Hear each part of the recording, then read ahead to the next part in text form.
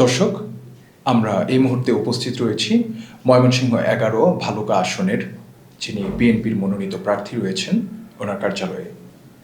আমরা ওনার নির্বাচনী রোডম্যাপ এবং ওনার নির্বাচনী প্রচার প্রচারণার অংশ হিসেবে গণভোটের পক্ষে প্রচার প্রচারণার অংশ হিসেবে ওনার সাথে বিস্তারিত আলোচনায় বসেছি।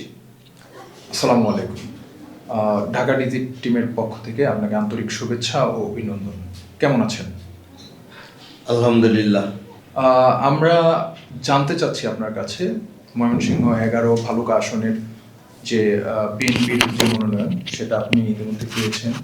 মনোনয়ন ঘোষণার পর স্থানীয় বিএনপির মধ্যে যে বিরোধ তৈরি হয়েছে, এটি কি আপনার নির্বাচনী কৌশলে কোনো প্রভাব ফেলছে কিনা, নাকি আপনার নিজস্ব পরিকল্পনা যেটা ছিল সেটা ধরে রাখতে পেরেছেন? বিসমিল্লাহির রহমানির রহিম। ঢাকা ডিজিট মাল্টিমিডিয়া মাধ্যমে আমি ভালুকাবাসী সহ সারা বাংলাদেশের গণতন্ত্রকামী মানুষের প্রতি শ্রদ্ধা এবং সালাম জানাই। ইতিমধ্যে ত্রয়োদশ জাতীয় সংসদ নির্বাচনে ভালুকা আসনে আমাকে বাংলাদেশ জাতীয়তাবাদী দল থেকে ধানের শীষ প্রতীক নিয়ে মনোনীত করা হয়েছে। আপনারা জানেন যে প্রত্যেকটি রাজনৈতিক দলের প্রতি আসনে একাধিক প্রার্থী থাকে। নির্বাচনের প্রার্থী ঘোষণার পরে সকল প্রার্থী একত্রিত হয়ে নির্বাচনী কার্যক্রমে অংশগ্রহণ করে। ইতিমধ্যে আমাদের যে কয়জন প্রার্থী ছিল তাদের প্রায় সকলেই আমাদের ধানের শীষের পক্ষে কার্যক্রম শুরু করেছে। যে দু একজন বাকি আছে তারা হয়তো আগামী কয়েকদিনের মধ্যে একত্রিত হয়ে সম্মিলিতভাবে ধানের শীষের পক্ষে নির্বাচন করবে, সেই রকম কথা তাদের সাথে আমার হয়েছে। জি, আপনাকে অসংখ্য ধন্যবাদ।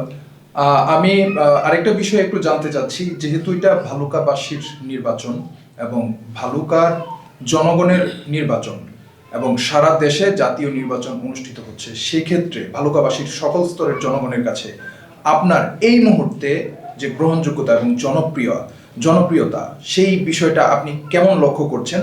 এবং এর পাশাপাশি আমি যেটা জানতে চাই, ভোটাররা কোনো সমস্যার সমাধানকে আপনার সামনে নিয়ে এসেছে কিনা, দলীয়ভাবে বা সাধারণভাবে? আপনারা জানেন যে জাতীয়তাবাদী দল থেকে আমাকে ধানের শীষ প্রতীক বরাদ্দ দেওয়া হয়েছে। প্রথম দিনেই যখন ঘোষণা করা হয়েছে তখন আমরা একটা সমাবেশে ছিলাম।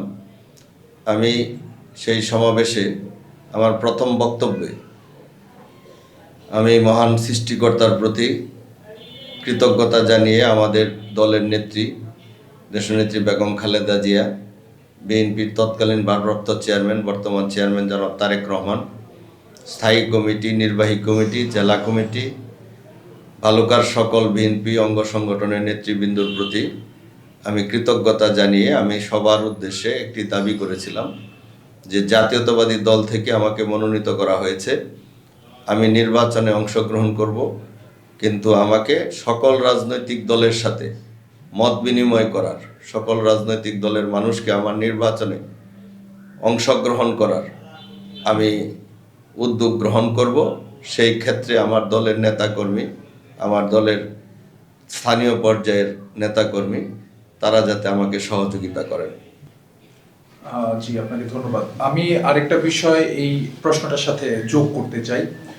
বিগত সময়ে যারা আওয়ামী লীগের রাজনীতির সাথে জড়িত ছিল এবং তারা এখন এই পর্যন্ত আমরা যতটুকু জানি কার্যত রাজনৈতিকভাবে অভিভাবকহীন, এবং তাদের যে ভোট সেই ভোটটা একরকম বলতে গেলে এই ভালুকার এই আসনটাতে আওয়ামী লীগের একাংশের একটা বিশাল ভোট তাদের ছিল, এবং সেই জায়গাটা থেকে আপনি তাদের কতটা ভোট প্রত্যাশা করেন এবং আপনার নির্বাচনী পরিকল্পনায় তাদের জন্য কোনো বার্তা আপনি দিচ্ছেন কিনা? ইতিমধ্যে আমরা বিভিন্ন সমাবেশে ঘোষণা দিয়েছি।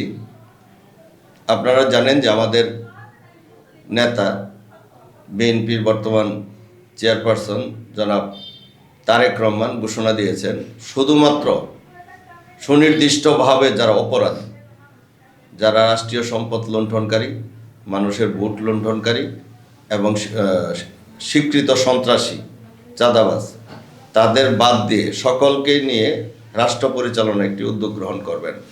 আমরা সেই অনুযায়ী ভালুকাতে যারা এরকম অপরাধী, সুনির্দিষ্ট অপরাধী, তারা এখন আর ভালুকাতে নেই। বর্তমানে যারা ভালুকাতে আছে তারা অনেকেই হয়তো আওয়ামী লীগের সমর্থক বা আওয়ামী লীগের রাজনীতির সাথে সম্পৃক্ত ছিল। তারা শান্তিপ্রিয় মানুষ, তাদের মধ্যে কোনো ধরনের অপরাধ আমরা যে লক্ষ্য করি নাই, এবং তারাও নিরাপদে ভালুকায় বসবাস করছে। এবং তাদের সাথে আমাদের দলের নেতাকর্মীদের প্রতিনিয়ত যোগাযোগ এবং আলোচনা, এবং আমার সাথেও তাদের যথেষ্ট পরিমাণ যোগাযোগ আলোচনা হয়েছে। তারা এই বছর ধানের শীষের পক্ষে কাজ করবে এবং নির্বাচনে ধানের শীষকে বিপুল ভোটে বিজয়ী করার জন্য তারা আমাদেরকে আশ্বস্ত করছে। আমরা যেমনটি জানি, এবারই প্রথম যারা তরুণ ভোটার এবং যারা পূর্ববর্তী সময়ে ভোটার ছিল তারা গণভোট নিয়ে খুবই শঙ্কিত। এই গণভোটের বিষয়টা আপনি আপনার এলাকায় কিভাবে মানুষকে সচেতনতা তৈরি করছেন, এবং সেই গণভোটের প্রচার প্রচারণা আর জাতীয় নির্বাচনের যে ভোট সেইটার সাথে এটার কোনো মানুষের মধ্যে পার্থক্যটা আপনি প্রচার করছেন কিনা, এবং সেটা কিভাবে করছেন যদি আমাদেরকে একটু বলতেন। আপনারা জানেন যে গণভোটের যে বিষয়টি, সেটি 5ই আগস্টে ফ্যাসিস্ট সরকার বিতাড়িত হওয়ার পরে বর্তমান যে অন্তর্বর্তী সরকার, সেই সরকারের কার্যক্রমকে স্বীকৃতি দেওয়ার জন্যই গণভোটের প্রয়োজন হয়েছে।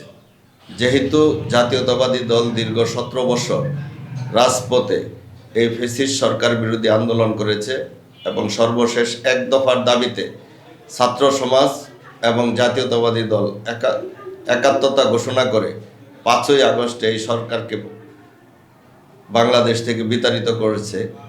সেই ক্ষেত্রে এই অন্তর্বর্তী সরকারকে স্বীকৃতি দেওয়ার জন্য যে গণভোট, সেখানে আমাদের দলের পক্ষ থেকে ভোট দেওয়ার জন্য যে সিদ্ধান্ত, সেই সিদ্ধান্ত আমাদের দলের নেতাকর্মী এবং সকল শ্রেণী পেশার মানুষ একত্রিত হয়ে ধানের শীষের পাশাপাশি তারা এই ভোটকেও তারা বিজয়ী করবে। এই এলাকার মানুষ সেই সিদ্ধান্ত ইতিমধ্যে তারা গ্রহণ করেছে।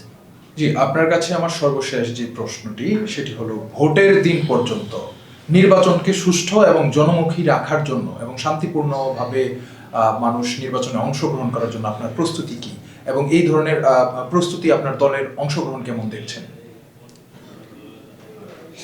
বাস্তবিক অর্থে যখন আওয়ামী লীগের অনুপস্থিতি থাকে, সেখানে জাতীয়তাবাদী দলের উপর সমস্ত দায় দায়িত্ব চলে আসে। আপনি প্রত্যেকটি এলাকায় তখন জাতীয়তাবাদী দল এবং তার নেতাকর্মীরা সেখানে দায়িত্বশীল ভূমিকা পালন করতে হয়।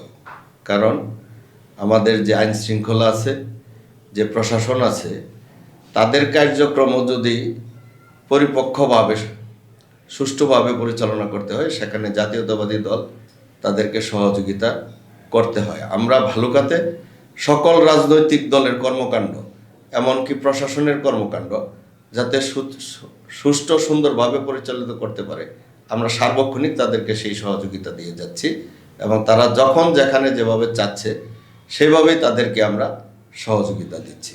যেমনটি আমরা ওনার সাথে কথা বলে জানতে পেরেছি, দীর্ঘদিন অবহেলিত এই ভালুকা আসনের ভবিষ্যৎ কর্ণধার উনি যদি হতে পারেন, এখানে উনি উন্নয়নের সর্বোচ্চ চেষ্টা চালিয়ে যাবেন, এমনটি উনি প্রত্যাশা করছেন। ভালুকার জনগণ এমনটি তার কাছে প্রত্যাশা করে। আমি সাদ্দাম হোসেন এতক্ষণ ছিলাম আপনাদের সাথে ঢাকা ডিজিট টিমের পক্ষ থেকে ভালুকা।